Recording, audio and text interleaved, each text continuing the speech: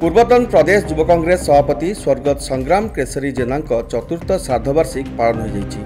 आंदपुर निर्वाचन मंडल स्थित संग्राम जन्ममाटी शंखणा ग्राम में राज्यस्तरीय संग्राम केसरी जेना स्मृति संसद कार्यक्रम अनुष्ठित होइछि।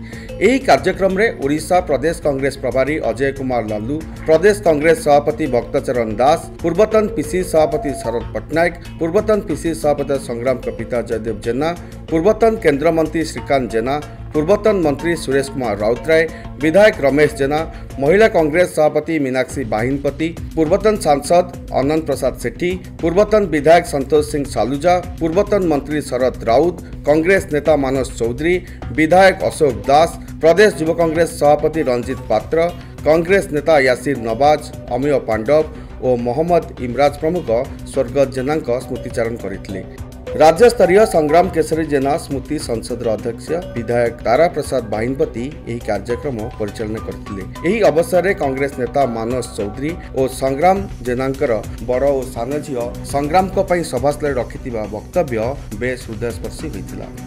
मु जहा अंगे निभेई से कहि मु एटी कोन एरा राजनीतिक स्थल नो कि राजनीतिक कथा कथा कोआ जाय। मोर संग्राम जेना संगे बहुत कम दिन रो संपर्क। संग्राम जेना जयदेव जेना पुओ हिसाब रे कथा जानि थिली कि संपर्क मोर सत्य नथिला।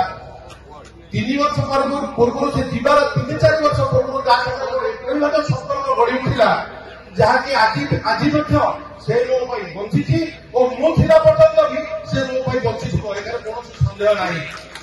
आपण माने मो पिला पिला देखुथिले से पिला आपण पाखरे बड़ हेछि किंतु कथा कहला जाउनी जे पिपिली निर्वाचन हैला हमें सांगई के सही आसे डाकी देथिला। हमें सांगई सही समय रे पड़ी दिली तो गोटे कथा आज भी मन अच्छी मरिया जाए मन रहिबो। सबुदिन सकाल जलिया ड्यूटी केबिन में थाउ सकाल जलिया खराबेला खाइबा और राति खाइबा खाऊ।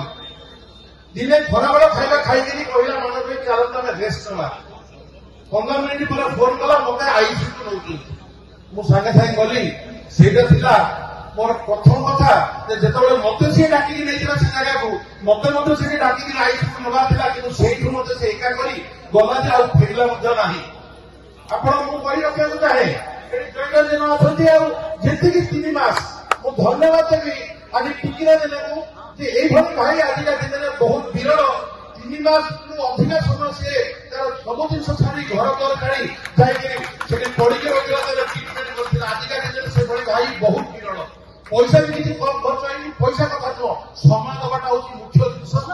बापा हिसाब से काम कर्तव्य करिवे भाई हिसाब रे रागिदारी लोक पैसा खर्च करियो पड़िले बा धारा आसरे फसी की जाउछन किंतु से थिला मु जाइली ताको देखा करियो आपण विश्वास करिवे नै वेंटिलेटर रे थाए से पचार थाए कांग्रेस रो अवस्था कोन एडी जगन्नाथ को तुहाई नै कोजिरा सत कथा ए राजनीतिक भाषण न एटा मु अंगे दिबेची से वीडियो मध्ये आसी मो मोबाइल रे अछि एडी मां का तारीफ पिटर अछि से आईसीयू रे थाए वेंटिलेटर लागु थाए पचार जाई यासिर कथा कोन राजनीति किबळे चलिछि से तो निरंजन पट्टनायक सभापति निरंजन पट्टनायक केमिति अछंती ये होछि तार कांग्रेस को भलो पाइनार नजरी जहा कि कोनोसी लोक आज पर्यंत ताको बयस रे ताकर पूर्वजों माने जाय से भले लीडर आज पर्यंत कांग्रेस पाई नाही कि पाइबो मध्य नाही।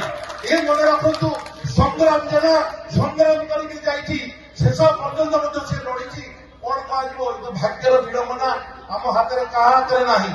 मु अंगे निबेची सी कोन करिछि कि भली कष्ट करिछि कोन केमिति कांग्रेस सब केमिति युव कांग्रेस सब सीरी लड़ी आसीला जितिकरी तापर से एभले तो चैलेंज करिक जाईछि। आज पर्यंत मध्य सारा ओडिसा रे संग्राम जेना पिला बा बापी जेना पिला कहला के लोक गर्वित मने करछन एथरे कोनोसी संग्राम नाही। बहुत नेता जाईछन बहुत नेता करिछन किंतु संग्राम जेना आज मध्य अछंती काली मध्य अछंती समस्त कहउछन आमे मो मध्य कहू 4 वर्ष होई छाड़ी ना संग्राम जेना आज भी अछि काली भी रहिबो तार प्रमाण आपण माने आगामी दिन में जयदेव जेना हाथ उठाओ प्राण करी देबे बोली मोर आशा और विश्वास। मु बेसी किछि कहबी नै एति की कहबी बाकी जगह जगह केही नहीं पारिबे नाही एटा मन रखिथिबे आपण आगामी दिन में मतलब कोनोसी युवा पीढ़ीर नेता ता जगह नहीं पारिबे नाही। Good morning everyone. I am Janvi Jana, the youngest daughter of Sangram Kesari Jana and Vijayalakshmi Priyadarshini. I'm here to say a few words about my late father, respected chairman, esteemed guests, senior citizens, and ladies and gentlemen. I've kept this here in the memory of my father. I'm honored to be the daughter of Sri Sangram Kesari Jana and the granddaughter of Sri Jayapatana. Both of them dedicated their lives to of this holistic TNC. As a student at Sai International School, Bhubaneswar, I have come to understand the kind of love and respect my father has earned. He lived for people and people loved him dearly. From a young age, I felt his love and legacy. Today, I promise to continue the dreams he had for me and to carry forward his love for the people. Your affection and blessings to guide me.